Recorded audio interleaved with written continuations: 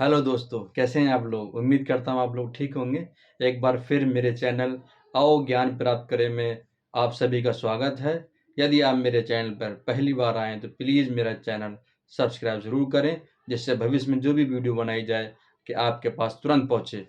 तो आज मैं बात करूँगा एमडीएम से संबंधित विद्यालय स्तरीय उपभोग प्रेरणा पोर्टल पे किस तरह से फिल करते हैं और फिल करने से पहले आपके पास क्या-क्या जानकारी होना चाहिए, इस पर चर्चा करूँगा। सत्र 2021-22 का विद्यालय स्तरीय उपभोग भरने से पहले क्या तैयारियां हैं हमारी, क्या डेटा होना चाहिए, ध्यान से लीजिए, सुनिए और नोट डाउन करते चलिए।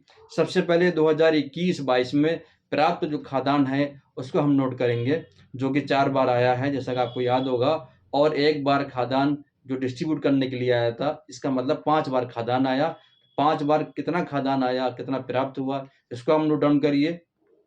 सेकंड थिंग, 94 या 128 का जो वितरण आप कर रहे हैं उसको भी नोट करते हुए चलिए। क्या आपने 94 दिन का प्राइमरी स्कूल के लिए, प्राइमरी लेवल के लिए 94 डेज रहेगा, कितना राशन आपने उसको बांटा है। दूसरी बात, आपको ये ध्यान रखना होगा कि अगस्त और सितंबर, जिस तरह से जूनियर स्कूल में अगस्त से खोले हैं और प्राइमरी स्कूल सितंबर से खोले हैं, तो सितंबर 2021 से मार्च 2022 तक कितना उपभोग आपने गेहूं चावल का किया है और कितना व्यय किया है, उस सबको नोट करेंगे, अपने पास लिखते हुए चलेंगे कि कितना चावल, क्योंकि स्कूल खुल गए कंटिन्यू, तो सितंबर से मार्च 2022 तक स्कूल खुला और खुलने के बाद में हर महीने कितना चावल और कितना गेहूं आपने यूज़ किया उसको नोट करते चलिएगा। और साथ ही साथ कितना आपने चेक काटा हर महीने, वो भी नोट करते हुए चलिएगा। दूसरी बात, 31 मार्च 2021 में जो आपने पिछला उपभोग भरा था, आपको याद होगा, उसमें जो आपने अवशेष खाद्यान्न दिखाया है, परिवर्तन लागत दिखाई है, वही अब दिखाएंगे। 31 मार्च 2021 में जो हमारा शेष रहा होगा वही हमारा 1 अप्रैल 2021 में भी होगा। अब ध्यान रखने वाली बात क्या है, इस पे चर्चा करता हूँ। ये डेटा तो हमारे पास होना चाहिए, इस पे मैंने चर्चा की कि 2021-22 में कितना आपने खाद्यान्न प्राप्त किया कोटेदार से, ये नोट कर लीजिए अपने पास। और 2021-22 में कितना पैसा आया, इसका भी ध्यान रखिए। सवाल ये आता है कि 2021-22 में हम ये भर रहे हैं, लेकिन पैसा तो जैसे अभी कुछ दिन पहले जुलाई में आया, कुछ स्कूल में अगस्त का आया, जबकि ये 2021-22 का है। तो इसमें परेशान होने की कोई ज़रूरत नहीं है। पैसा लेट ज़रूर आया है, लेकिन इस पैसों का आप 2021-22 में ही ऐड करेंगे, 2022-23 में नहीं। एक बात और ध्यान रखेंगे, जो पीडीएफ आती हैं या जो पैसा आता है, वो आपने देखा होगा, वो मार्च के बाद का है। अप्रैल, जुलाई, अगस्त तक चल रहा है, लेकिन आपको मार्च 2022 का ही अमाउंट लिखना है, आगे का छोड़ देना है। आप ये ध्यान रखिए, हर महीने अलग-अलग नोट करते चलिए।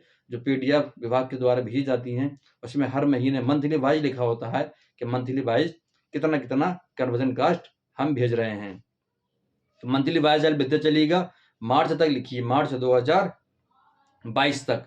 ध्यान रखिएगा, 2021-22 का हम जो भर रहे हैं, तो अप्रैल 2021 से मार्च 2022 तक का आराम से भरिएगा। फिर एक बार रिपीट करता हूँ अपनी बात को मैं, कि 2021-22 में जो आपने प्राप्त खाद्यान्न के लिए हुआ, वो नोट करते चलिएगा। साथ ही साथ 2021-22 में कन्वर्जन कास्ट भी प्राप्त हुई है, वो नोट करते हुए चलिएगा। और कन्वर्जन कास्ट का ये ध्यान रखिएगा कि आपको मार्च 2022 तक ही भरना होगी, इसका जरूर ध्यान रखिएगा। उस पीडीएफ में तो पूरा अमाउंट होता है जो कि जुलाई अगस्त तक चलता है, तो आपको मार्च तक का लिखना होगा, इसका ध्यान रखिएगा। अगली बात ध्यान रखिएगा कि 194 दिन का जो आपने खाद्यान्न बच्चों को बांटा है उसको नोट करते हुए चलिएगा। 128 दिन का जो परिवर्तन लागत आपने बच्चों को दी है उसको नोट करते हुए चलिएगा। और एक बात और ध्यान रखिएगा कि प्रेरणा पोर्टल पे जो खाद्यान्न की फीडिंग या कन्वर्जन कास्ट की फीडिंग चल रही है, वो अप्रैल 2021 से चल रही है। अप्रैल 2021 से अगस्त 2021 तक 128 दिन जो प्राइमरी लेवल में है उसका चल रहा है। और इसका खाद्यान्न और इसका कन्वर्जन कास्ट आप अपने टैली करते हुए चलिएगा विद्यालय स्तरीय उपभोग से कि मैच कर रही है या नहीं। अगर मिसमैच है, कहीं गलती हो रही है, उसको सुधारिए। और सितंबर या अगस्त जूनियर स्कूल खोले हैं, उसमें आपने कितने दिन खाना बनवाया और कितने दिन गेहूं चावल कितना-कितना यूज़ किया उसको नोट करते हुए चलिएगा। और कितने आपने चेक काटे, इसका ये सब डेटा जब अपने पास आप रखे होंगे, उसके बाद विद्यालय स्तरीय उपभोग आप भरेंगे प्रेरणा पोर्टल पर जाकर। जिस तरह से आपने लास्ट ईयर भरा था, सेम वही प्रोसीजर है। यदि कोई समस्या आती है तो आप कमेंट बॉक्स सेक्शन में ज़रूर कमेंट करिए, मैं तुरंत उसका जवाब दूंगा। जाते जाते एक बार आपसे फिर कहना चाहता हूँ कि यदि आप मेरे चैनल पर पहली बार आएँ तो प्लीज़ सब्सक्राइब करें। यदि कोई समस्या हो तो तुरंत मुझे कमेंट बॉक्स में बताएं। Thank you.